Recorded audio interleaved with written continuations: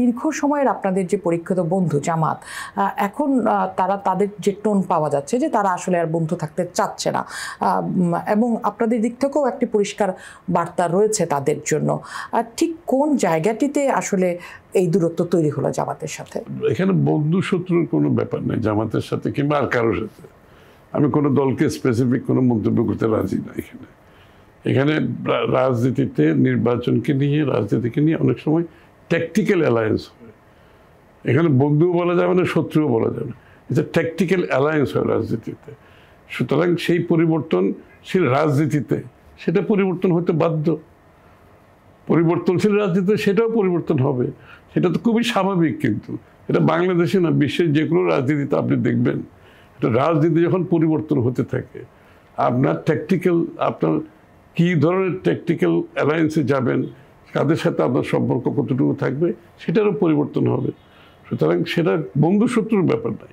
আর আমরা কোনো দলকে কেন্দ্র করে আমাদের রাজনীতি না, আমরা বিএনপির রাজনীতি, আমরা আমাদের রাজনীতিতে বিশ্বাসী, আমাদের দর্শনে বিশ্বাসী, আমাদের আদর্শে বিশ্বাসী, আমরা সেদিকে এগিয়ে যাচ্ছি।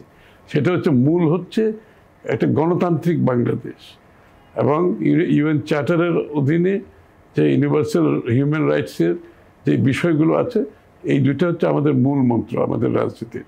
এবং বিএনপির ফাউন্ডিং ভ্যালুস ছিল এক দলকে সরিয়ে দিয়ে, একদলীয় বাকশালকে সরিয়ে দিয়ে বহুদলীয় গণতন্ত্র, গণমাধ্যমের স্বাধীনতা, তারপরে মুক্তবাজার অর্থনীতি, সরকার চালিত অর্থনীতির থেকে মুক্তবাজার অর্থনীতি, অর্থাৎ সকলের পার্টিসিপেশনের প্রিন্সিপাল হচ্ছে বিএনপির রাজনীতি। এবং যার জন্য আমরা বারবার বেগম জিয়াকে এরশাদের বিরুদ্ধে আগাগোড়া আন্দোলন হচ্ছে, যেখানে শেখ হাসিনা কম্প্রোমাইজ করেছে, অন্যরাও কম্প্রোমাইজ করেছে। বেগম জিয়া শুরু থেকে শেষ পর্যন্ত নন কম্প্রোমাইজিং মুভমেন্টে ছিল। শেখ হাসিনার বিরুদ্ধে গত 16 বছর বিএনপি শুরু থেকে শেষ পর্যন্ত আপসহীনভাবে আন্দোলন চালিয়ে গেছে। অনেকেও এর মধ্যে আবার কম্প্রোমাইজ করেছে, সামনে আসছে, পিছনে গেছে, কিন্তু বিএনপি সেখান থেকে নড়ে নাই।